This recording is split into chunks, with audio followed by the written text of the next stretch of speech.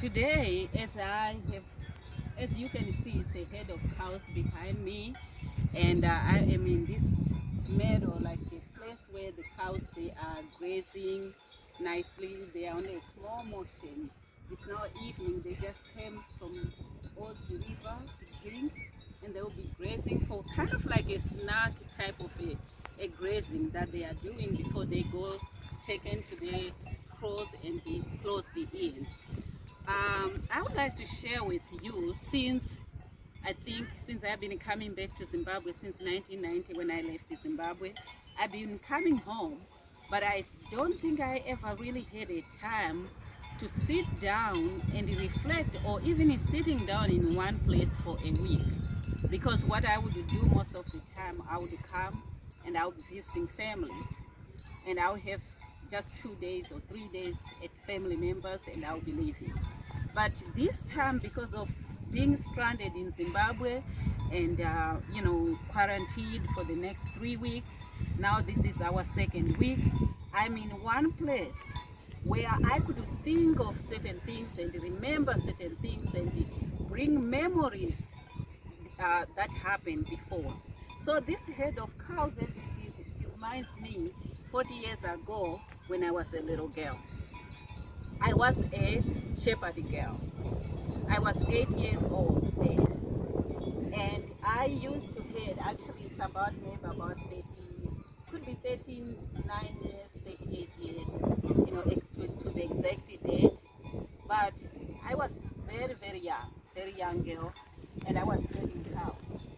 And as I've said, it's difficult to tell this story because if you can imagine, if you have an 8-year-old and you are talking about that they were herding cows. At that time, I think I was herding something like 7 cows. And this was my life. Cows are not like people. You can say, come here, sit down, or something like that. But when you are herding cows, it's something completely different. Cows, they go different directions. As you can see, we can see 4 cows here. You can see a herd of them over there. And the person is taking care of them behind there. And his job is to look at all these cows, make sure that none of them goes astray. Goes there, and if one goes that direction, and if they start to run, you have to run after that cow. But then at the same time, these ones will be remaining, and they might be taking a different direction too. So at the age of 8, I was doing something like that. And if I remember correctly, it was one of the most difficult times of my life, because my mom had died, and I was sent to my grandmother, and I had to help the family cows, herding them, staying with my grandmother, and at one point I was staying with my stepmother. For some reason, it was very appropriate for my stepmother. I don't know who arranged this situation that an 8-year-old girl could be in the meadow herding cows all day long. I would take cows from maybe 6 o'clock in the morning, 7 o'clock in the morning, and then I'll be out in the meadow, in the bushes all day long, all the way until around this time, around 5 o'clock. Then I'll bring them back, then I'll put them in the crow. That's when I'll go into the house. That's when I'll have the meal, if my stepmother was kind enough that day to give me a meal. But I remember it was such a very difficult time that I went through. So when I recall the story and I recall the memories, it's not something that I recall with real happiness. I'm glad that, first of all, my children don't have to go through that. And I'm not saying that herding cows is a bad thing, because it's part of our life here in Africa, in Zimbabwe. It's part of our life. People have cows, and somebody have to herd them. But I think it's such a hard job when it's given to an immature child at the age of 8. And when I think what I went through, I can never recommend that to anyone. I can't recommend any child who is 8 years old by themselves to herd cows in the bushes all by themselves. I think that was extremely hard. I see a lot of children, they do it, But a lot of the times they have help, maybe with another adult, or they had it maybe with one of their adult members or something like that, and I think it's okay.